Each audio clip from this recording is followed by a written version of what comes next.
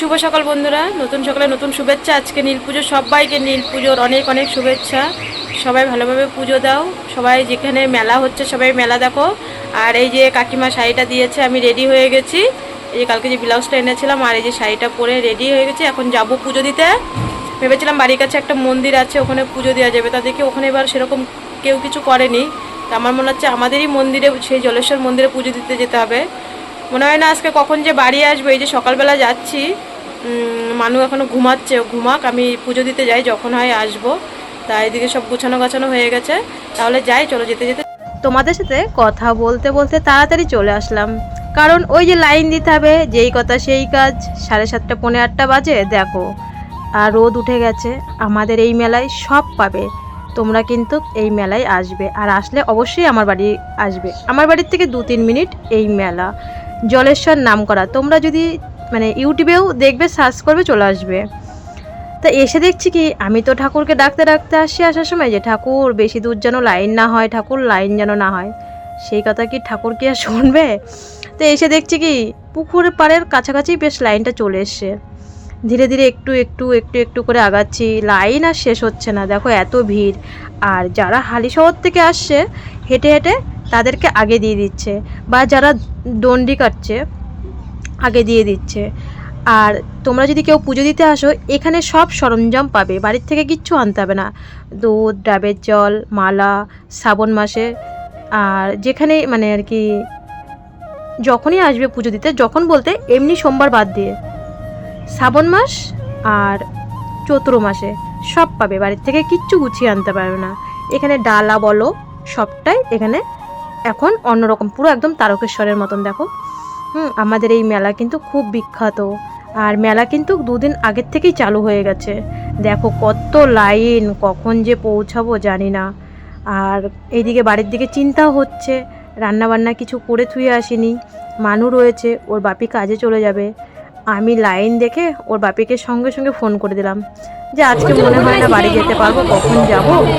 তুমি এক কাজ করো, তুমি 7:45-এর অটোতে যেও না, তুমি পরের অটোতে যেও, একটু মানুষজনের কিছু খাবার করে থুয়ে পরে যেও। ওর বাপি বললো ঠিক আছে। আমি বললাম একটা দিন লেটে গেলে কাকাকে বললে, কাকারা কিচ্ছু বলবে না, বুঝিয়ে বললে। যাই হোক, তোমাদের সাথে কথা বলতে বলতে ধীরে ধীরে মন্দিরের কাছে এসে পৌঁছালাম। এখনও মনে করো 30 মিনিট লাগবে। প্রায় এখানে 9টা বেজে গেছে। সেই পৌনে 8টার থেকে লাইনে 9টা বেজে গেছে। পুরো পাক্কা 2 ঘন্টা লাইনে দাঁড়িয়েছিলাম। আর আমি লাইন থেকে পিছন থেকে আবার তোমাদেরকে ক্যামেরা করে দেখতে দেখতে দেখছি কি, একদম পুকুর, পুরো মানে পুকুরের ওই কিনারে লাইন চলে গেছে।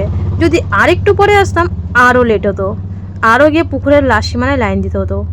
আর দেখো সামনে সেই রকম হইচই বেঁধে গেছে পুজোর এখানে।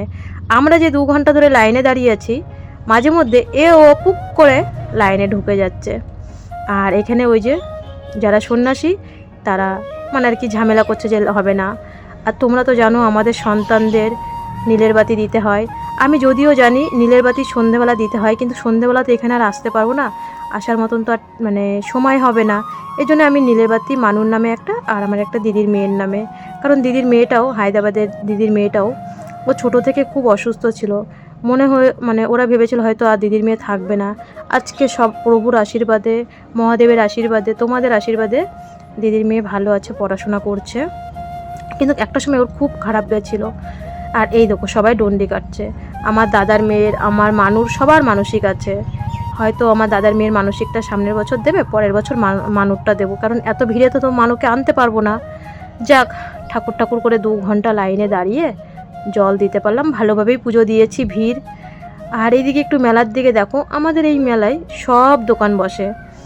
এখন হালকা পাতলা দোকান খোলা আছে, কিন্তু মেলা যদি ঘুরে দেখায় অনেক টাইম লেগে যাবে, প্রায় 1-2 ঘন্টা লেগে যাবে যদি মেলাটা তোমাদের ঘুরে ঘুরে দেখায়।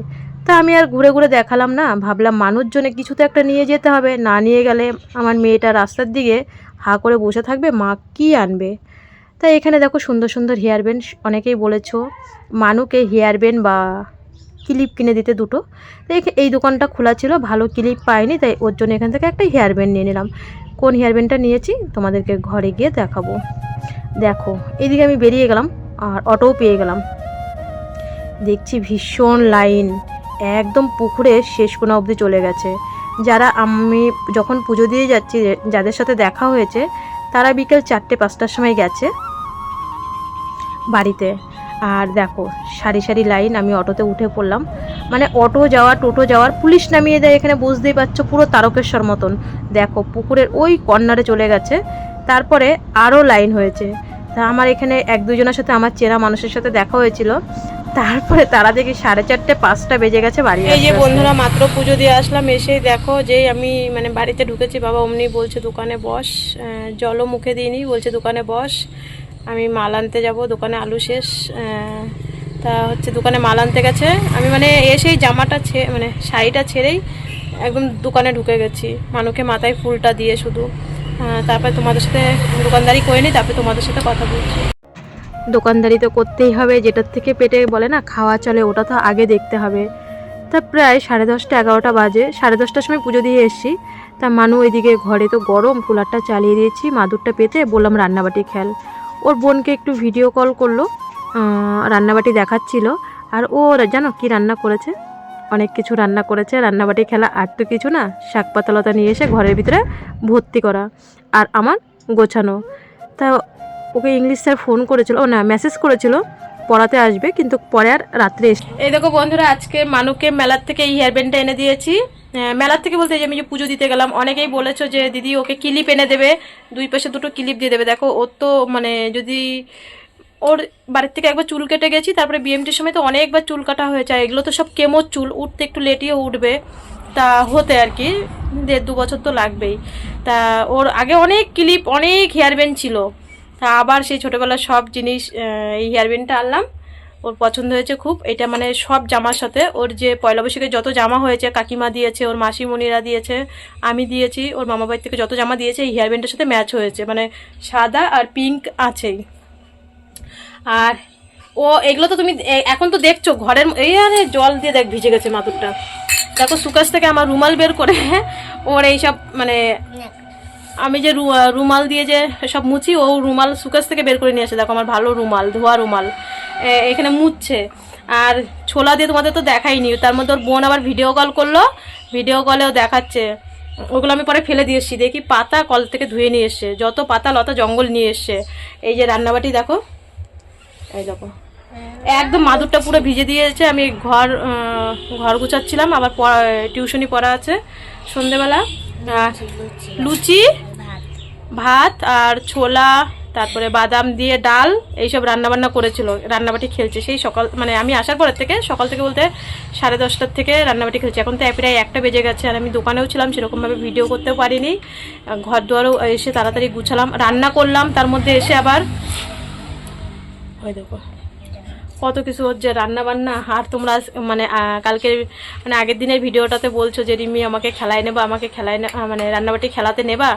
তা আমি বলছি মানু রান্নাবাটি খেলাতে নিবি তো? সব দিদি মাসিমণিরা বলছে যে রান্নাবাটি খেলাতে নিবি, বলছে হ্যাঁ নেবে রান্নাবাটি খেলাতে। দেখো এই আরও আছে, আরও কতগুলো আবার দেখবো, আবার কিনে দিতে হবে। এইগুলো সারাদিন আমার তুলতে হয়, আবার গুছাতে হয়। ওর মামার মেয়েরও এরকম, আমার ওই বড় বৌদি কয় কি একদম আর রান্নাবাটি কিনে দেবা না, আমার তোলার জন্য একটা লোক লাগে, সারাদিন তুলি আর নামাই। এখন ওই দিদিও চালু করেছে, তাই ওর বোন আইতে মানে জল ফেলিস না তো, ঘরটা ভিজা ভিজা হয়ে যাচ্ছে। তাই এবার হচ্ছে ওই মানে এখন দিদিও শুরু করেছে রান্নাবাটি খেলা। যাই আবার কাজকর্ম চালু করি। রান্নাবান্না হয়ে গেছে, ছোট কলসি। এখনো মেলাতে কত কিছু বায়না করে, যেটা তোমাদের সাথে বলছিলাম। ও হচ্ছে রান্নাবাটি খেলতে খেলতে ওর বোনকে একটু ভিডিও কল করলো, বোনও রান্নাবাটি খেলছিল, 2 বোনে একটু ভিডিও কলে দুজনের রান্নাবাটি দেখলো। তা ঘরটা একটু গুছিয়ে নেবো, কারণ হট করে ওর ইংলিশ স্যার ফোন করেছিল, আমি তো মানে মেসেজ করেছিল, তো বললো কি মা তো বাড়িতে নেই, তার পড়াতে আসেনি, রাতে পড়াতে আসবে। দেখো মানু আজকে কিন্তু রান্না করেছে, ওর বাপি একটু সকালবেলা রান্না করে দিয়ে গেছিলো, আর বাদবাকিটা মানু করেছে। সত্যি কথা বলতে মেয়ে পেতে গেলে ভাগ্য লাগে, সবার প্রথমে মেয়ে পেতে গেলে, এটা তো 1 নম্বর কথা। 2 নম্বর কথা হচ্ছে আজকে যদি আমার মানুর বয়সে একটা ছেলে থাকতো, কোনো দিনই করতো না নিজে হাতে রান্না বান্না। দেখো মানু তো পারে না, তাও দেখো মানু সোয়াবিনটা নিজে হাতে রান্না করেছে, একদম গরম, হ্যাঁ ধরতেও পারছে না। আমি বলছি যে আমি রান্না করছি, বলছে না তুমি আজকে পুজো দিয়েছো, তুমি একদম ভাতের ছোঁয়া করবে না। দেখো দাদুকে কি সুন্দর ভাত দিচ্ছে। রাতে ওর বাপিকেও ভাত দিয়েছে, রাতের রান্নাটাও ওর বাপি আর ওই রান্না করেছে। সেটা তোমাদের সাথে ভিডিও করতে পারিনি, আমার শরীরটা একটু খারাপ লাগছিলো, আমি শুয়ে পড়েছিলাম। তা দেখো ও সোয়াবিন ভিজিয়েছে, সোয়াবিন সিদ্ধ করা, তারপরে আলু কাটা, মশলা করা, সবটাই ও করেছে। ও বলছে তুমি না আজকে উপাস করেছো মা, নীলের উপোস করলে তো। কারণ মানুষ জন্মের পরের থেকে আমি এই নীলের উপোসটা করি, কারণ এই নীলের উপোসটা নাকি আমার মায়ের কাছে শুনেছি, মা কাকিদের কাছে, সন্তান হওয়ার পরে এই উপোসটা নাকি করতে হয়, সন্তানের নামে নীলের বাতি জ্বালাতে হয়। আর তোমরা বলো মানু রান্না করেছে কেমন হয়েছে, আর কি সুন্দর করে দাদুকে ভাত দিল, বাবার জন্য আবার রেখে দিয়েছে। দাদু বলছে আমাকে আর দিতে হবে না, তাও ও দাদুকেও দিয়েই যাচ্ছে। দাদু নাতনি খেলো, বাবাই এঁঠোটা তুললো, বাবা বললো তোর আর এঁঠো ধরতে হবে না, আর আমি ঘরটা ঝাঁট দিয়ে নিলাম। শুভ বিকাল বন্ধুরা, এই যে এখন যাচ্ছি একটু বাজারে, বাজারে বলতে আমার দোকানেরই মাল আনতে যাচ্ছি। সবটাই সামলাতে হয়, কিছু করার নেই, মুদিখানা দোকানটাও সামলাতে হয়। এটা আমার কাপড়ের দোকানে, কাকাদের দোকানেই যাচ্ছি। আর মানুকে পড়াতে আসবো, পড়াতে পড়াতে আমি তার মধ্যেই চলে আসবো। তাহলে দেখো আবার সেই পুকুর পাড়ে, এটা হচ্ছে বিকালবেলা, আমি হাবড়ায় যাব মাল আনতে। মানে এত ভিড়, দেখো সেই পুকুর পাড়ে দেখছি লাইন, এরা যে কখন পুজো দেবে ভগবান জানে। অনেকেই রাত জাগে এখানে, কিন্তু আমি কোনো দিন এখানে রাত জাগিনি, কারণ মানুষ হওয়ার পরের থেকে তো মানুষ ছোট অসুস্থ, ওকে থুয়ে তো রাত জাগতে পারি না এই মন্দিরে। কিন্তু অনেকেই, আমার মা বলতো যখন আমার মা বিয়ের আগে, কারণ আমার বাড়ির এখানেই, আমার মামার বাড়ি চাঁদপাড়াতে, যখন আমার মা মানে আর কি মেয়েবেলা ছিল, মা মাসি দিদা আশেপাশে সবাই নাকি এই জলেশ্বর মন্দিরে, তখন নাকি একটা ছোট্ট একটা মন্দির ছিল, ছনের মন্দির ছিল, আমার মা বলে, মানে বিচুলির যে মন্দিরটা, ওই মন্দিরে এসে পুজো দিত। ওই চাঁদপাড়ার থেকে হেঁটে হেঁটে আসতো, আর এই মন্দিরে নানান দেশ থেকে হেঁটে আসে। তোমরা শুধু একটু জলেশ্বর মোড়ে চলো। আর আমি আজকে বেরিয়ে পুরো বিপদে পড়ে গেছি। জলেশ্বর মন্দিরে এসে দেখছি পুরো নো এন্ট্রি করে দিয়েছে, হাবড়ার দিকে অটো যাওয়া যাবে না। আমি একটা কমিউনিটিতেও পোস্ট দিয়েছিলাম যে আজকে লাইভ করব, কিন্তু সেই লাইভটা করতে পারিনি। কাকার দোকানে নতুন মাল এসছে, কিন্তু মালটা আমি আনতে পারিনি, তাহলে আমি তোমাদেরকে লাইভে কি দেখাবো। আর সেদিনকে যেই মালগুলো নাইটিগুলো আমি দেখিয়েছি সব বিক্রি হয়ে গেছে তোমাদের আশীর্বাদে। তা দেখো সারি সারি সারি সারি যাচ্ছে, আর রাস্তায় না জলছত্রক জলদান করছে, ফল দান করছে। জানো এর থেকে মহৎ কাজ কিন্তু নেই। এই যে জলদান, রক্তদান, এগুলো কিন্তু মানে প্রচুর পরিমাণে মানে আর কি মহৎ কাজ।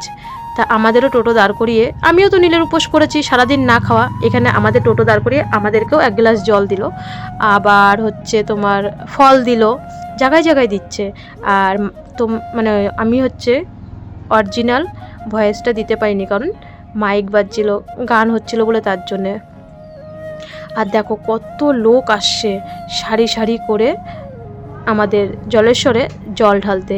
কারণ ওজনে মানসিক, ওজনে হচ্ছে কাউকে বলে না ওজনে ফল দেয়, সেই সবও হচ্ছে, এর জন্যে ভিড়ভাড়টা।